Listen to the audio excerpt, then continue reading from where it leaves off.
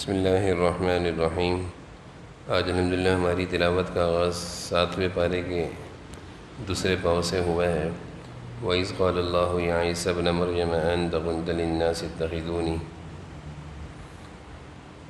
اللہ تعالیٰ نے حضرت عیسیٰ علیہ السلام سے فرمائیں گے، آپ نے ان لوگوں سے کہا تھا کہ اپنی والدہ اور میری اور میری والدہ کی عبادت کرو، یعنی اپنا معبود بناؤ۔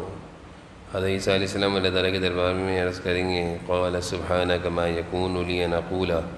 اے اللہ میں ایسی بات کیسے کہہ سکتا ہوں جو بات آپ کو پسند نہیں ہے، جو بات شرک ہے۔ عبادت تو صرف اللہ کی ہے، میں کیسے غلط بات کی طرف ان کو کہہ سکتا ہوں۔ پھر اگلی آیت میں جناب نبی کریم صلی اللہ علیہ وسلم ہر وقت اللہ تعالیٰ کے دربار میں اپنی امت کے لیے فکر کا اظہار کرتے رہتے تھے۔ ان تعذبہم فإنہم عبادک وإن تغفر لہم فإنک انت العزیز الحکیم۔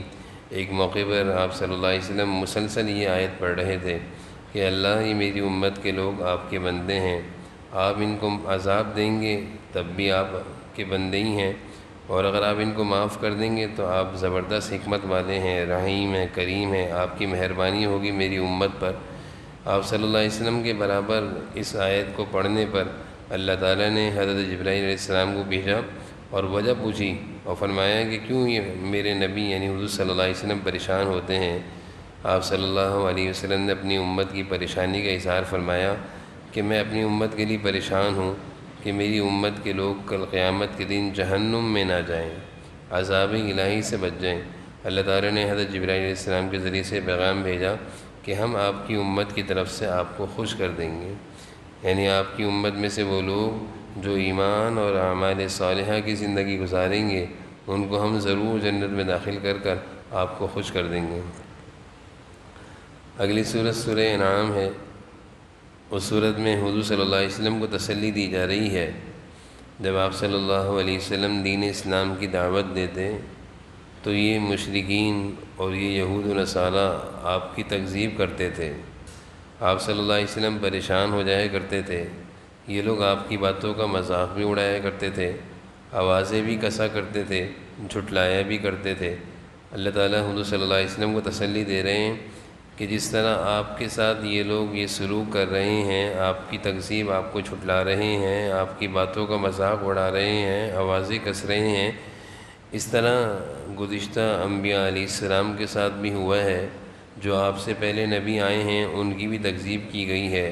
ان کا بھی مذاق اڑایا گیا ہے، ان کی بھی باتوں کو جھٹلایا گیا ہے۔ آپ پرواہ نہ کریں اور نہ ہی آپ غم کریں اور نہ ہی آپ پریشان ہوں، اور پھر انجام جو آپ کو ستانے والے ہیں ان کا انجام برا ہے اور ان کی پکڑ ہوگی۔ آگے اللہ تعالیٰ نے مسلمانوں کو ایک عقیدہ اور ایک سوچ دی ہے، وَإِن يَمْسَسْكَ اللَّهُ بِضُرٍّ، کہ نفع نقصان کا مالک اللہ ہے۔ یہ ایک ایسا عقیدہ ہے کہ اگر کسی ایمان والے کے اندر ہو تو کبھی بھی اس کے حوصلے پست نہ ہو، وہ کبھی بھی نا امید نہ ہو، وہ کبھی بھی مایوس نہ ہو۔ جب اس کے ذہن میں ہوگا کہ نفع دینے والے اللہ ہیں تو میرا کون کچھ بگاڑ سکتا ہے، اور نقصان سے بچانے والے اللہ ہیں،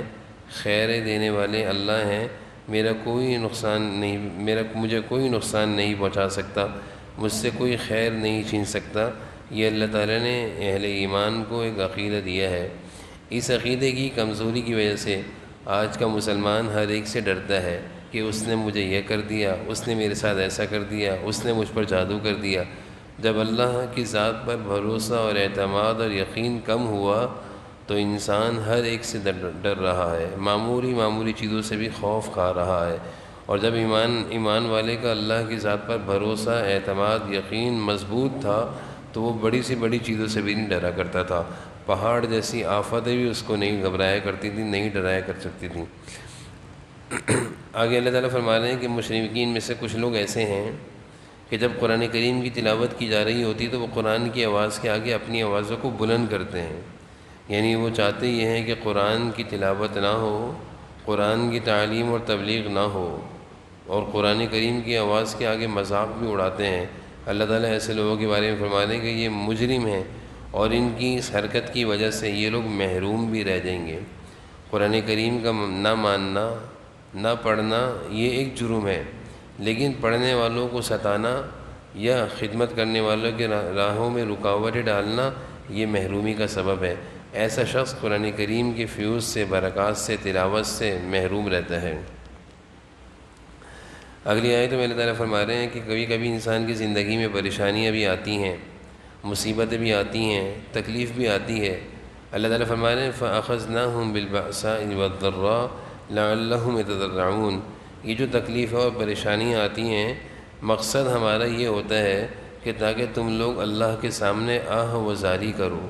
عاجزی اور تواضع اختیار کرو، اور اپنی بے بسی اور اپنی کمی اور اپنی کمزوری کا اللہ کے سامنے اظہار کرو۔ یہ مقصود ہے، یہ ایک انسان کی زندگی یعنی مقصود زندگی ہے کہ جب تکلیفیں آئیں تو اللہ کے سامنے عاجزی اور تواضع اور بے بسی اور کمزوری کا اظہار کرنا، اکڑنا اور تکبر اختیار کرنا یہ تو اللہ کو پسند ہی نہیں ہے۔ جھکنا، اپنی کمزوری کا اظہار کرنا اور اللہ سے مانگنا یہ اللہ کو پسند ہے۔ پھر اگلی آیت میں اللہ تعالیٰ فرما رہے ہیں کہ کبھی کبھی انسان نعمتوں میں ہوتا ہے، اللہ کی طرف سے بڑی رحمتیں اور برکتیں ہوتی ہیں، مال کی فراوانی، زندگی، صحت، عزت، شہرت، دولت، اور وہ ان ساری چیزوں کو سمجھ رہا ہوتا ہے کہ یہ اللہ کی طرف سے مجھ پر نعمت ہے،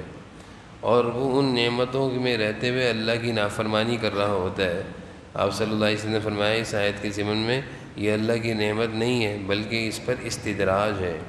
اس کو حدیث میں کہا ہے استدراج، کہ اللہ تعالیٰ کبھی کبھی نعمتیں دے کر انسان کو آزماتے ہیں، ڈھیل دیتے ہیں، چھوٹ دیتے ہیں۔ وہ یہ سمجھ رہا ہوتا ہے کہ اللہ کی مجھ پر مہربانی ہے، اور وہ ان نعمتوں میں، مال و دولت میں، عزت و شہرت میں اللہ کی نافرمانی میں لگا ہوا ہوتا ہے، اور سمجھ یہ رہا ہوتا ہے کہ میں اللہ کا مقبول بندہ ہوں، جبکہ ایسا نہیں ہے۔ اچانک سے اللہ کی پکڑ آتی ہے اور یہ ساری نعمتیں اور عزتیں اور شہرتیں سب چھن جایا کرتی ہیں۔ وجہ اس کی ایک ہی بنتی ہے کہ وہ ان نعمتوں کو اپنا کمال سمجھ رہا تھا، اللہ کو بھول بیٹھا تھا، یا اپنے کو اللہ کا کچھ محبوب بندہ سمجھ رکھا تھا کہ میں اللہ کا کوئی مقبول اور محبوب بندہ ہوں، جبکہ اس کی زندگی میں نہ نماز، نہ تلاوت، نہ روزہ، نہ ذکر اذکار، غفلتوں کی زندگی تھی۔ اللہ کی طرف سے پھر بھی اس میں مال کی فراوانی تھی، اس کو اللہ کی طرف متوجہ ہونا چاہیے تھا، بلکہ وہ اور مزید اللہ کا نافرمان ہوتا رہا۔ جناب نبی کریم صلی اللہ علیہ وسلم نے ایک حدیث میں فرمایا،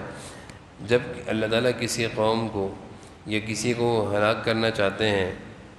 جب اللہ تعالیٰ کسی قوم پر رحمت کی نثر کرنا چاہتے ہیں تو ان کو اعتدال اور تقوی کی زندگی عطا فرماتے ہیں، اور جب کسی قوم کو یا کسی کو ہلاکت کی طرف لے جانا چاہتے ہیں، اور جب تم سمجھ رہے ہو کہ کوئی ہلاکت کی طرف جا رہا ہے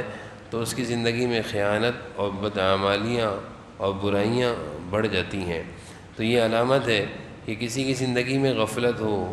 کسی کی زندگی میں گناہ ہو، نافرمانیاں ہو، پھر بھی مال کی فراوانی ہو، تو اس کو خوش نہیں ہونا چاہیے، بلکہ اس کو ڈرنا چاہیے کہ کہیں اللہ کی پکڑ نہ ہو، کہیں اللہ کی طرف سے آزمائش اور امتحان نہ ہو۔ آگے کافر حضور صلی اللہ علیہ وسلم سے یہ مطالبہ کیا کرتے تھے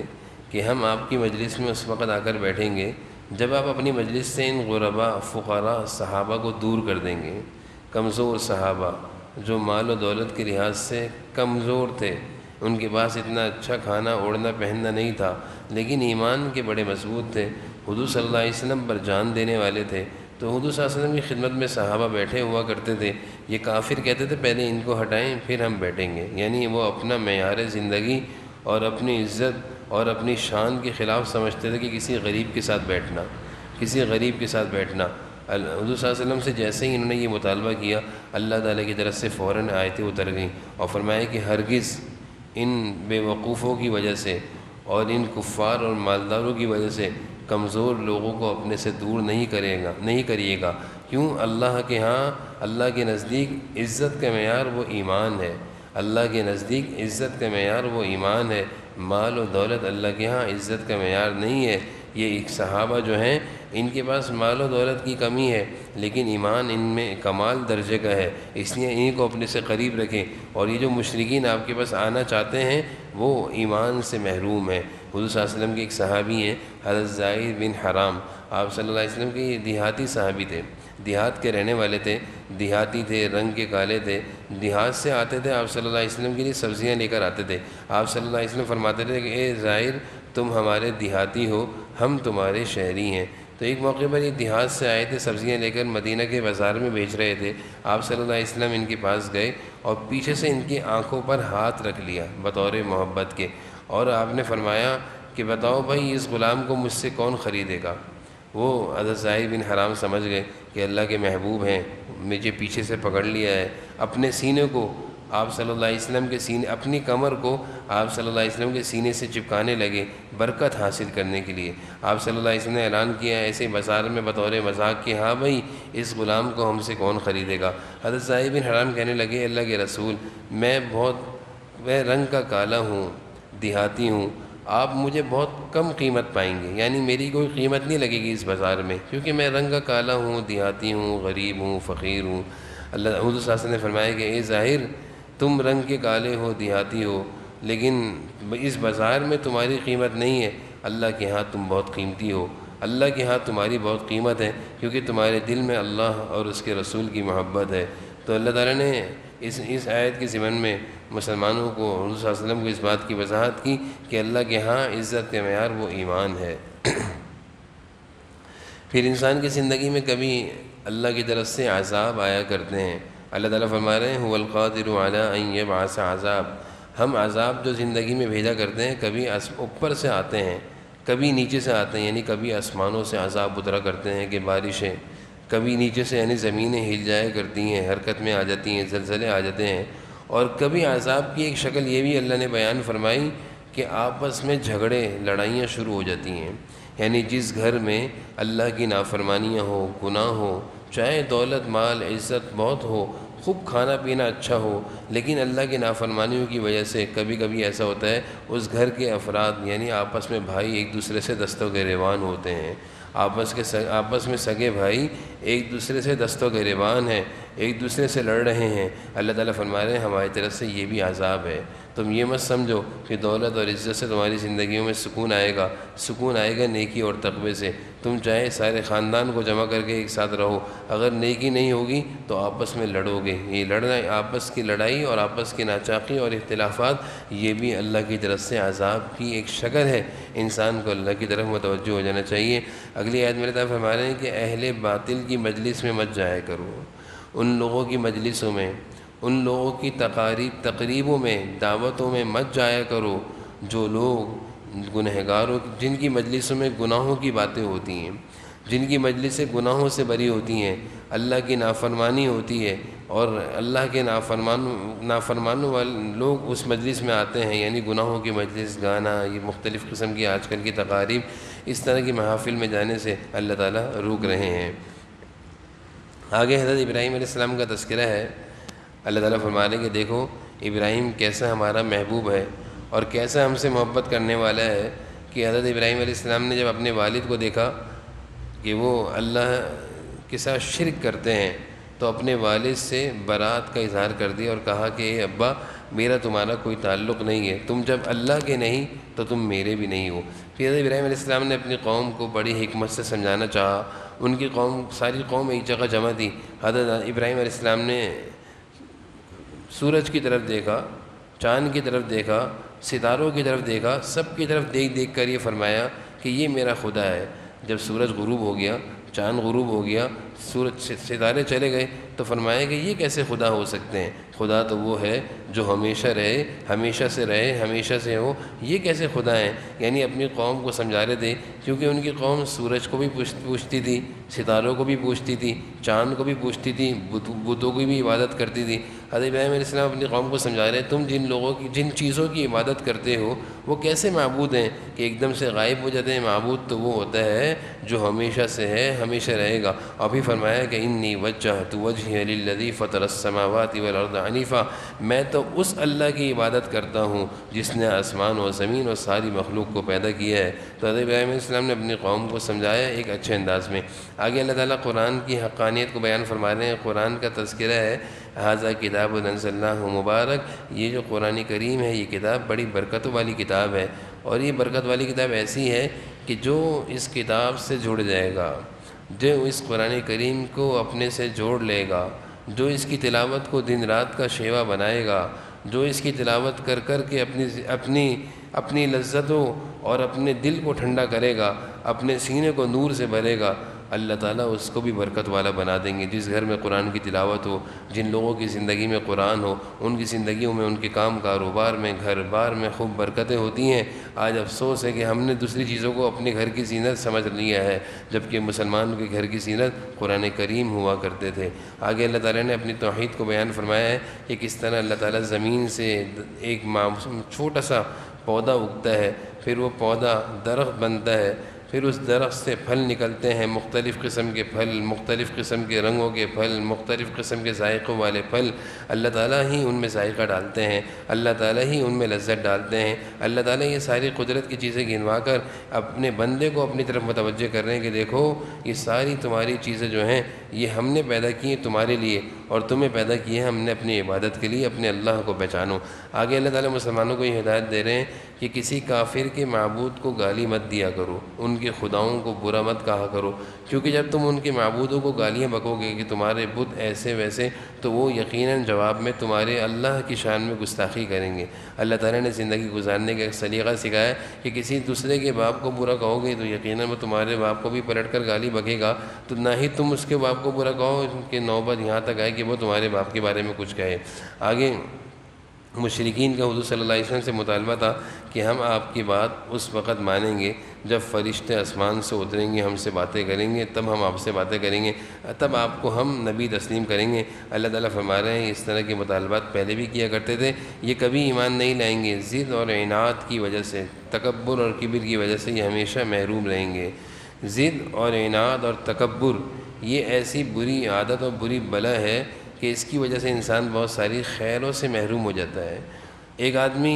جاہل ہو، جہالت کی وجہ سے پھر بھی اس کے اندر سمجھنے کی صلاحیت ہوتی ہے، بات مان لیتا ہے، لیکن ایک آدمی بہت پڑھا لکھا ہو لیکن تکبر ہو، ضد ہو، عناد ہو، وہ کبھی بات کو سمجھنے کی طرف نہیں آئے گا، بلکہ وہ اپنے ضد اور تکبر میں ہی بڑائی کی طرف جا رہا ہوگا۔ مشرکین کی حالت بھی، کافروں کی حالت بھی کچھ اسی طرح تھی۔ آگے اللہ تعالیٰ فرما رہے ہیں باطل اور غلط بے بنیاد باتوں کا زیادہ تر ان لوگوں پر اثر ہوتا ہے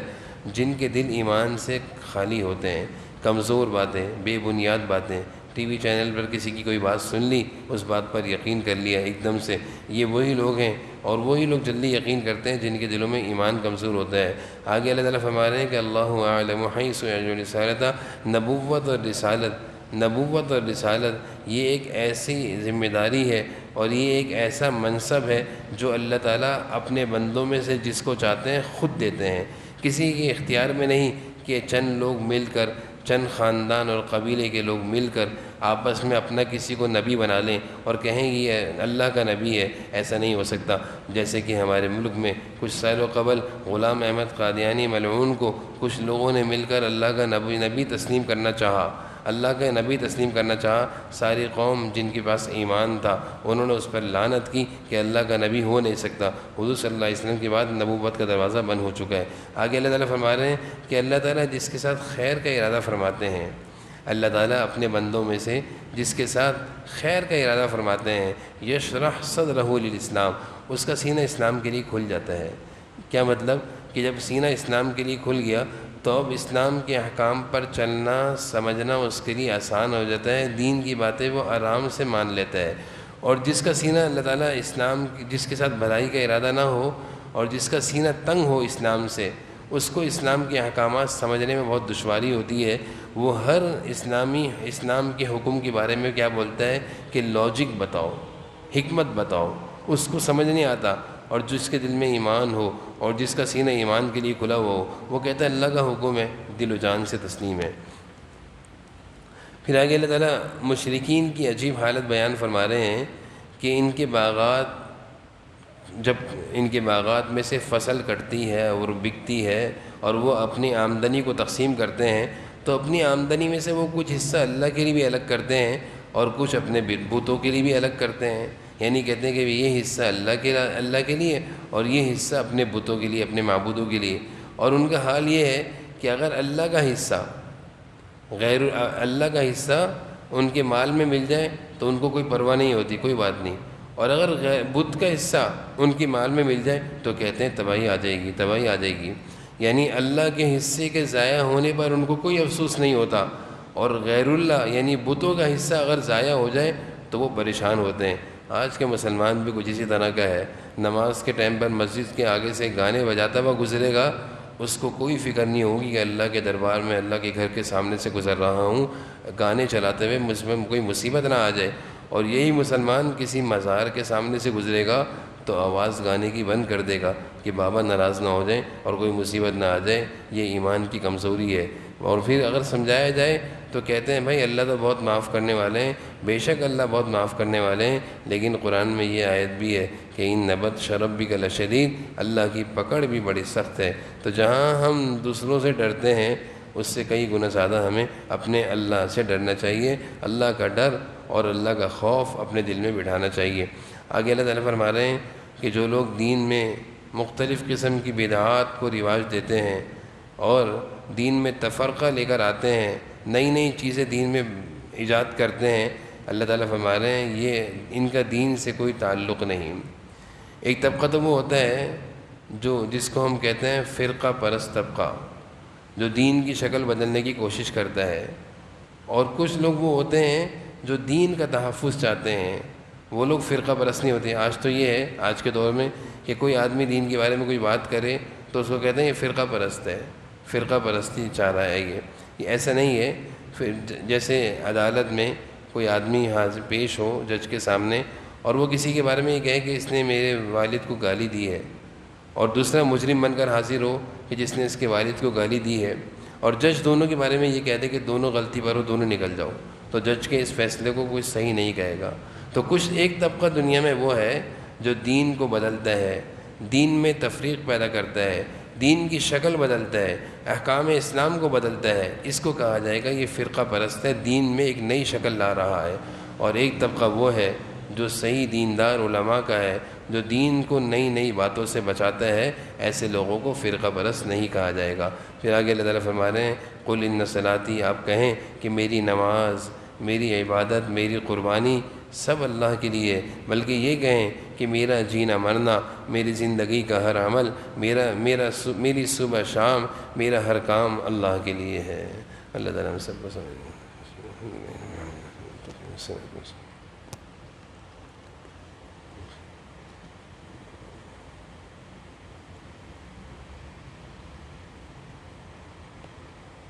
صلی اللہ علیہ وسلم۔